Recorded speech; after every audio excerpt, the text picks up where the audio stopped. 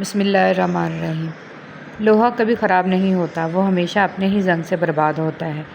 اسی طرح انسان کو کوئی برباد نہیں کر سکتا، اس کی سوچ اور دوسروں سے امیدیں ہی اسے برباد کرتی ہیں۔ شیطان اتنا بڑا گستاخ تھا کہ اس نے سیدھا خدا کو کہہ دیا کہ میں نہیں کرتا سجدہ، اور وہ مردود ہو گیا۔ اور خدا اتنا بڑا سیکولر ہے کہ اس نے اختلاف رائے پر شیطان کو مارا نہیں، بلکہ مہلت دی کہ اپنے نظریے پر لوگوں کو قائل کر سکتا ہے تو کر لے، لیکن یہ خدا کے ماننے والے پتہ نہیں کس مٹی کے بنے ہیں۔ ایک دوسرے سے ناراض مت ہوا کرو، ہم اور آپ ان کے امتی ہیں جو دشمنوں سے بھی محبت کیا کرتے تھے۔ اپنے نصیب کو برا مت کہو، کیونکہ نصیب کی ہی وجہ سے ہم حضرت محمد صلی اللہ علیہ وسلم کے امتی ہیں۔ حاسد مزاج لوگ ان کتوں کی طرح ہوتے ہیں جو ہر اس سوار کا پیچھا کرتے ہیں جو ان سے تیز رفتار ہوتا ہے۔ کچھ لوگ جنگلی جھاڑیوں کی طرح ہوتے ہیں، ان سے الجھنے کی بجائے ان سے بچ کر نکل جانا چاہیے۔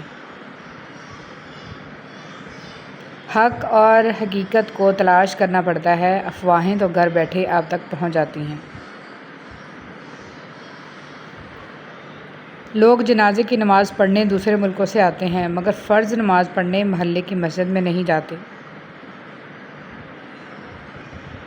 انسان جتنا بھی گناہ گار ہو، اللہ پاک اس کے لیے دعا کا راستہ اور رزق کا دروازہ کبھی بند نہیں کرتا۔ جو انسان جتنا خاموش رہتا ہے، وہ اپنی عزت کو اتنا ہی محفوظ رکھتا ہے۔ انسانی سمجھ کا معیار اتنا ہے کہ اگر اسے جانور کہا جائے تو ناراض اور شیر کہا جائے تو خوش ہو جاتا ہے، حالانکہ شیر بھی جانور ہے۔ اپنے رب کی رحمت سے مایوس تو صرف گمراہ لوگ ہی ہوتے ہیں۔ روئے زمین پر جو کچھ بھی ہے سب فانی ہے۔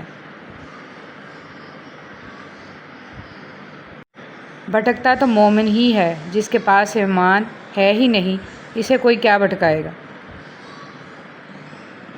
اگر اپنا گھر اپنے لیے سکون کا باعث نہ بنے تو سمجھ لو توبہ کا وقت آ گیا ہے۔